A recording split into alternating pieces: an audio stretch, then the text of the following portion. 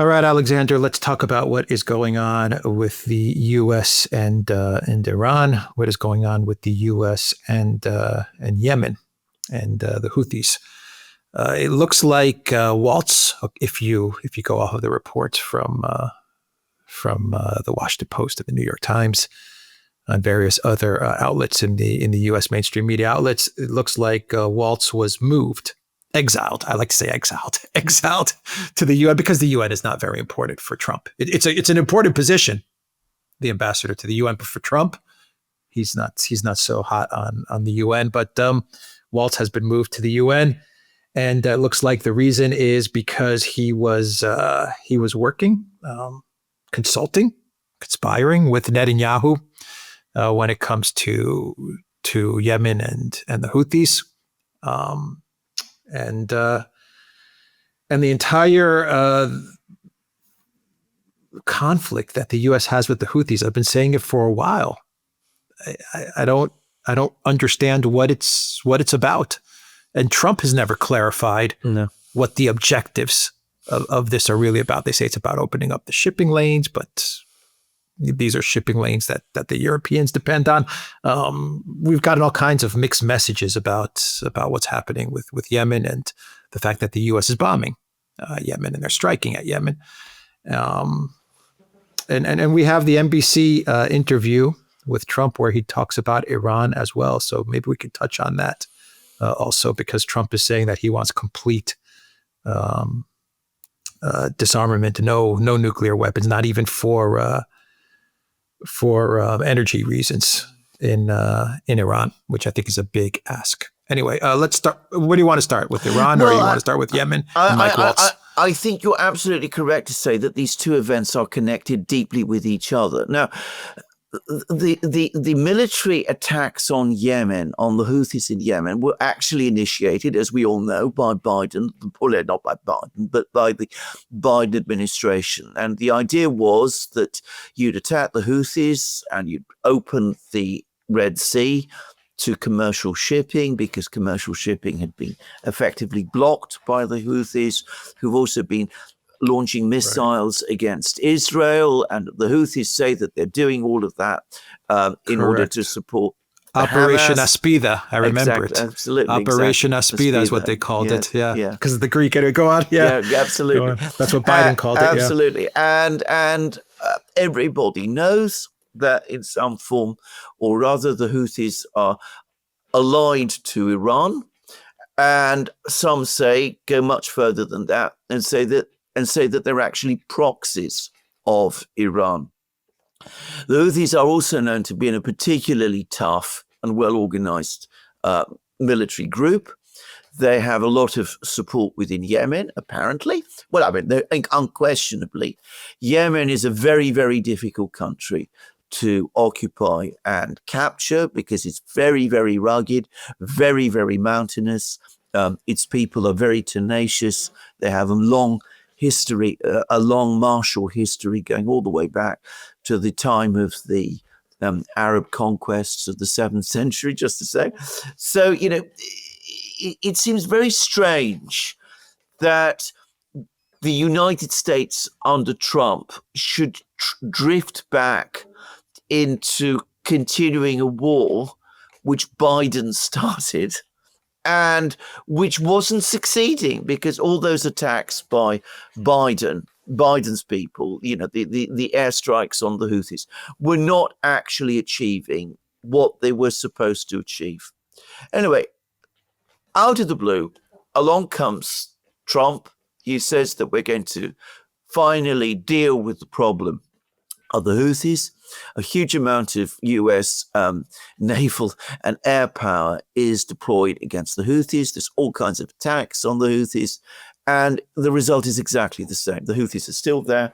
They're still attacking commercial shipping in the Red Sea. There's a lot less of it, which is why you hear about fewer attacks than you used to. But that's probably more the consequence of the fact that very few commercial ships now go through the Red Sea. So it's not worked. And we also see that there are attacks on American ships. And obviously, we don't get a huge amount of detail about this, but at least in one case, damage visibly was done. An American aircraft carrier had to swerve suddenly to avoid a Houthi missile, and the result was that an F-18 fell over, fell into the seas. A ship was lost, a major aircraft was lost in that way. And of course, the Houthis are claiming that they're shooting down lots of American Predator drones or Reaper drones. Maybe they are, maybe they're not. I'm not able to say, but anyway, that's what they're saying. The point is, it isn't succeeding.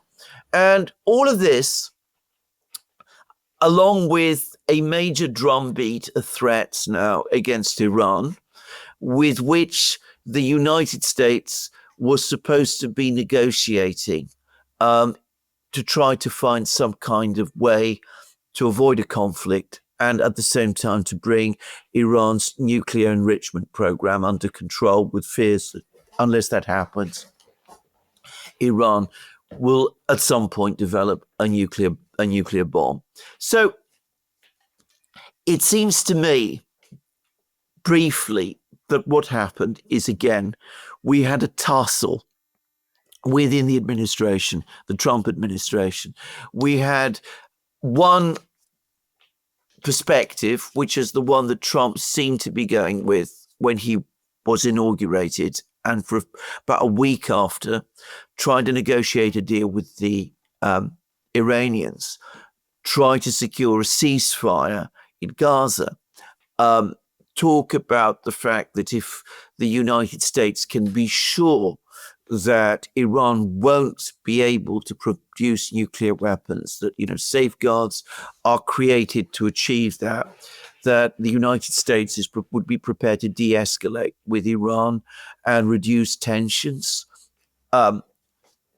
talking contacts with the Russians about seeing whether the Russians can play a role to achieve all of that. And we saw a lot of steps now. There's been a lot. I mean, we floated that possibility on one of our programs back in January, but we see that it's actually, it appeared to be moving forward quite far. Lots of discussions about this between the Americans and the Russians, and the Russians and the Iranians. So everything seemed to be moving quite well in terms of that diplomatic track. And then suddenly we get the swerve towards confrontation. The ceasefire breaks down. There is renewed conflict in Yemen. There's the renewed threats against Iran, which are being made not just by Trump himself, but by people like Pete Hegseth. And then into the middle of all of this, suddenly we hear that the National Security Advisor, Mike Waltz, has been sacked, or at least not sacked, as he rightly said, exiled to the UN. And now we're getting media reports in the United States that Trump has discovered that Waltz was working very, very closely with the Israelis and coordinating with them, and was trying to basically work with the Israelis to persuade Trump to launch an attack on Iran, which, for the moment at least, Trump still doesn't want to do. So I have to say it straightforwardly, all of the evidence, again, is of a deeply divided administration. You have people like Witkoff, other people, J.D. Vance maybe, Tulsi Gabbard possibly. I don't want to spend too much time analyzing things too closely, but people saying, we've got to scale down commitments to the Middle East. We don't want to get involved in a war with Iran. Marjorie Taylor Greene has been talking about this. There is that side of the Trump movement and factions within the administration talking in that way. Trump himself sometimes talks in that way. And then we get the visceral, pro-Israeli, neocon types, people like Mike Waltz, who are working with the Israelis in order to try to engineer a conflict with Iran. It reminds me very much about the situation with Ukraine, by the way. So again, similar divisions. Kellogg advocating, working with the Ukrainians. Now we see Waltz advocating for, working with the Israelis, trying to bring the administration, Donald Trump, back to a neocon position, which is basically confrontation and ultimately war with Iran. And Trump himself, sometimes he tilts in favor of one side, sometimes he tilts in favor of the other. Sometimes he goes with Witkoff, who both with Russia and Iran is the person who talks mostly about compromise and is the negotiator. Other times he goes with the more hardline people, with Waltz until recently, with Hegseth, people like that who want confrontation with Iran. And the whole situation is unstable and chaotic. And in the meantime, it's already created a military crisis because the United States finds itself launching missile and airstrikes against the Houthis, killing people, a lot of people apparently, no doubt causing the Houthis some damage, but ultimately achieving nothing. Exactly. Killing a lot of people, but achieving nothing. And it seems like this is a conflict with Yemen that the U.S. cannot win. No. I mean, they have no strategy with regard to Yemen. There's no diplomacy. Obviously, there's no diplomacy. There's no dialogue, and they're bombing Yemen. They're killing people. But what's the goal to all of this? That's the part that I haven't quite understood, because you get different messages. You get, oh, well, we're doing this so we can open up the shipping lanes. But then you get a message saying, well, the shipping lanes are not really that important to the United States. They're important to Europe. Why should we be in conflict with Yemen in order to prop up the Europeans? And now we have this tariff war with the Europeans. I mean, you're getting all kinds of mixed messages with regards to the shipping lanes.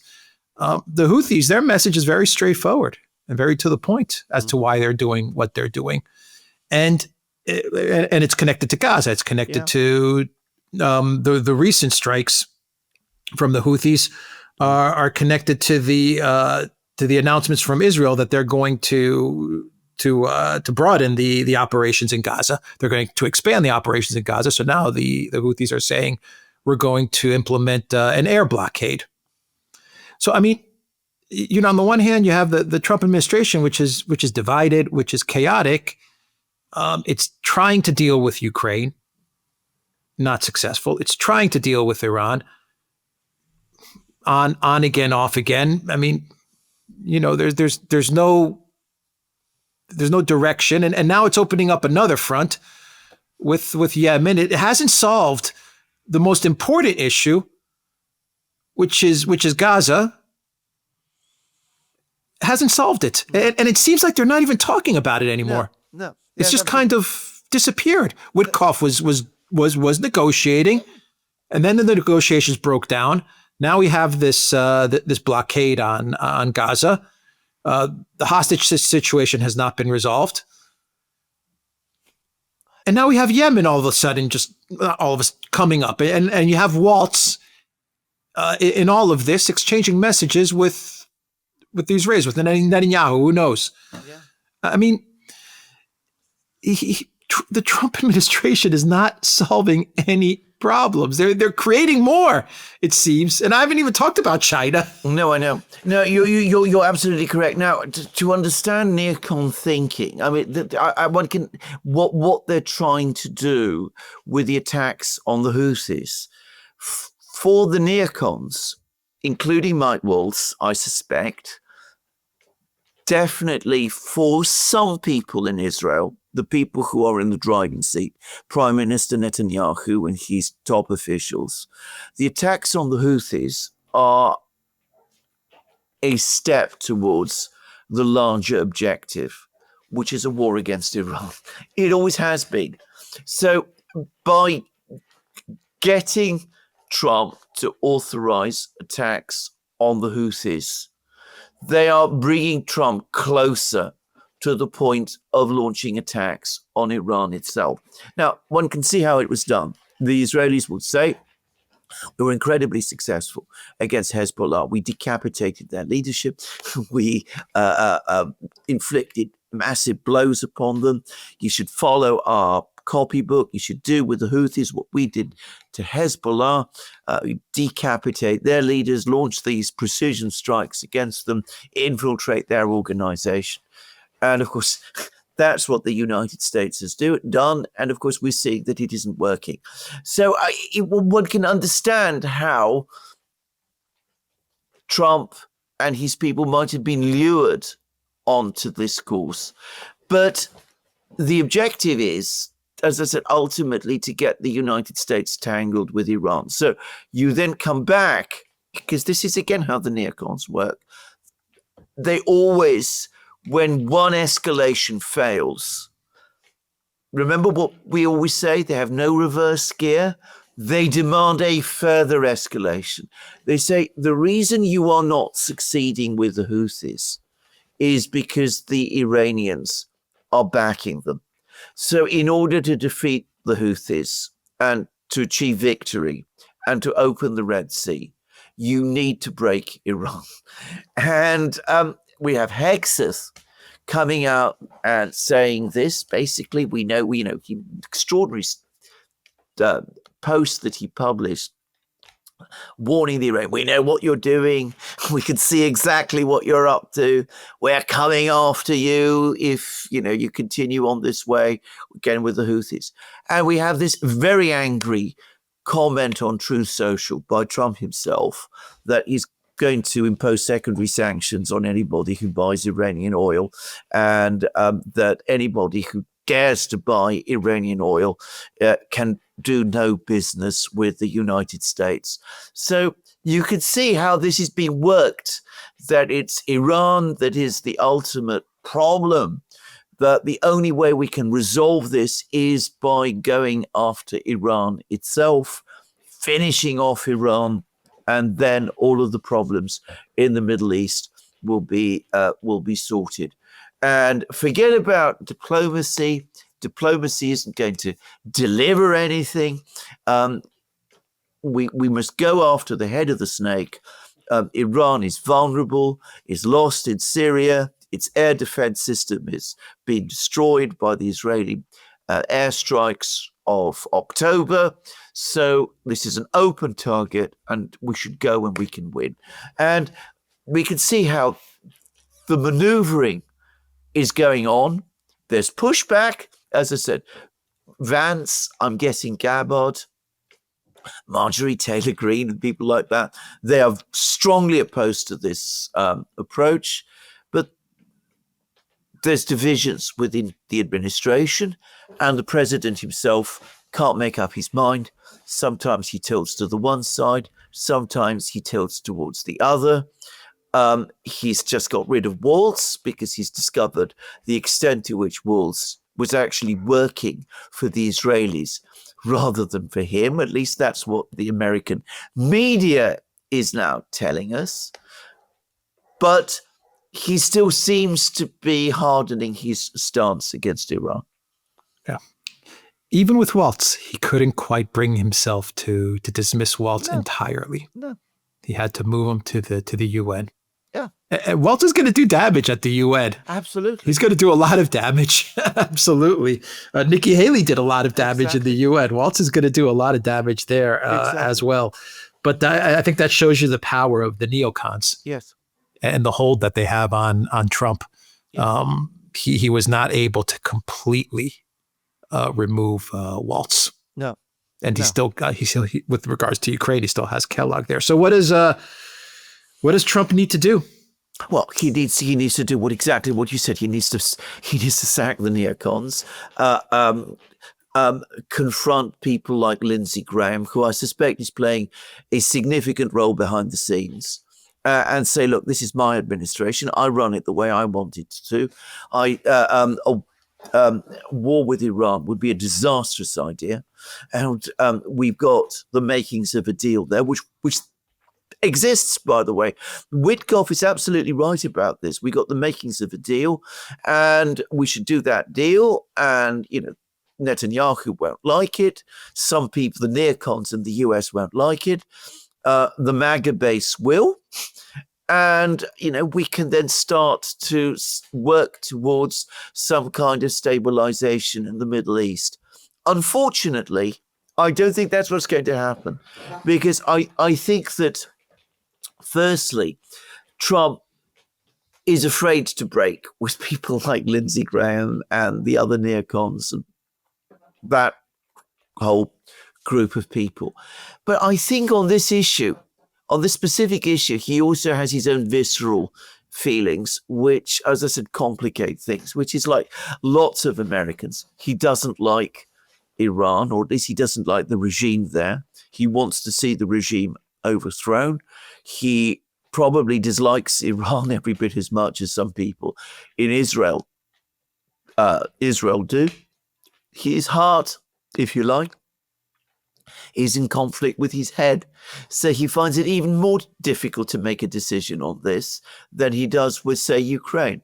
And ultimately, given that this is so, I have to say this, I think we are probably, again, on the countdown towards an attack on Iran. We know that the Israelis actually proposed it both before he became president and after he became president. Back in November, and then again, apparently in January, they came up with lists of targets and proposals about how an attack on Iran could be organized. We now know from the media in the United States that Waltz was helping the Israelis to lobby for that attack on Iran. Trump didn't like the fact that Waltz was playing that role, but we see that he's not breaking with Waltz, as you rightly said. He sent him to the UN, where Waltz will take can be absolutely guaranteed to take a very strong neocon, pro-Israeli line, just as Nikki Haley did. And we will probably find ourselves in exactly the same situation that we always seem to be in, with the United States drifting into an all-out clash with Iran. I have to say this, I think sooner or later, one way or the other, this clash is going to come. It's going to start with an Israeli attack, a big Israeli attack on Iran, backed by the US, and I'm afraid it could escalate into something more. Just a final thought: the U.S. is screwed on foreign policy. I don't have a better word. They don't have any diplomats, Alexander. I was thinking about it now. No. Waltz at the UN. What business does Waltz have at the UN? What business did Nikki Haley have at the UN? What business does Waltz have at the UN? He's not a diplomat. No. He's not a diplomat. Rubio, not a diplomat. No. Kellogg, not a diplomat. None of these people have any diplomacy experience, negotiating experience. Trump's best negotiator, his absolute best negotiator, his best diplomat is Witkoff. And Witkoff has no position, no support, no department in back of him. No. And he also doesn't have foreign policy, diplomacy experience. It shows. But he's his most rational, most effective diplomat, and the diplomat that is pushing for some sort of peace or off-ramp in all of these crisis areas. And now there's so many of them, we're losing count. Absolutely. We're losing count at how many fires now are popping up. And yes, they came from Biden. Absolutely. A lot of them came from Biden. All of them came from Biden. Yeah. But Trump is not extinguishing any of them. Correct. And it starts with Ukraine. That was an easy one. That was an easy one for the U.S. to walk away. Iran, like you said, is a slam dunk. Easy. We don't want Iran to get nukes. Iran doesn't want to get nukes. Russia says they'll mediate. Yeah. Deal done. Yeah. And then you can focus on Gaza, on a two-state solution. Yeah. But no. Your thoughts just to wrap up the video. You're absolutely correct. The one thing I would add is you're absolutely right to point out the fact that the current administration has no diplomats, nor did the previous administration, nor did the administration before that one, which was, of course, Trump's, nor did Barack Obama's administration, actually. I mean, the United States has not had diplomacy since I would argue George H.W. Bush, who at least had people like James Baker and Brett Scowcroft. But these were old men even then, and now, of course, they're gone. So, there is no diplomacy on the part of the United States. This is the direct product, the disastrous effect of decades of neocon control of the American government. I mean, the United States stopped doing diplomacy 40 years ago, and it has no mechanisms to carry it out any longer. All right. We'll end the video there. The Duran.locals.com. We are on Rumble, Odyssey, BitChute, Telegram, Rockfit, and X. Go to the Duran shop, pick up some merch like what we are wearing in this video update. Link is in the description box down below. Take care.